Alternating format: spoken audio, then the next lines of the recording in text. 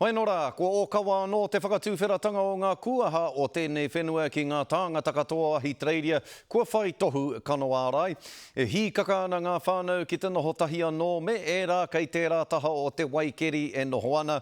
Engari ākene pea, e hi kaka ke ana ngā pakihi tāpoi o konei. I te mohiotanga ake, he tūruhi kei te haere pēnei mai i Ahitreiria. Anei rā te pūrongo a Isabel Prasad. He hoa, he whānau nō rā wāhi, kua hono anō. Just so good to see Dad again. Yeah, first time for this little one being over here and good to see Mum. I tau te wakarere raki tuatahi ki Tāmaki Makaurau, i muri tata o te Waikanui pō. He tuatahi taka mai anō i te pahu taka o te Murumuru Tāhimana i te Rahurai. It's pretty nice to finally get back and visit family after the flight last year was cancelled due to border closures. So it's been 2.5 years and 4 times we've been disappointed. So my mum's coming back from Perth, Australia today. Kua roa rawa te tatari mō etahi. Missed out on a lot of birthdays, a couple of funerals, so you know, some important stuff. Oh, probably 2-3 years? Yeah. At least. I'm her granny and my God, I'm glad to see her.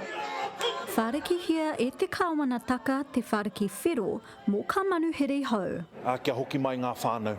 Koina te mea nui i tēnei wātonu, kia hono mai ngā whānau kua roa rawa ki Ahitreiria, ki ngā whānau ki konei. This is about reconnection with the world. We've heard stories this morning about young babies seeing their parents for the first time in a long time. I'm incredibly proud of the work that New Zealanders have done to get to this point. E whakapaitia ana ka neke atu i te toru mano tākata ka tai mai ki Tāmaki Makaurau i te rānei. He ki te kapai mō ka kai Pākehi tāpoi. E huri tonu ana te ao.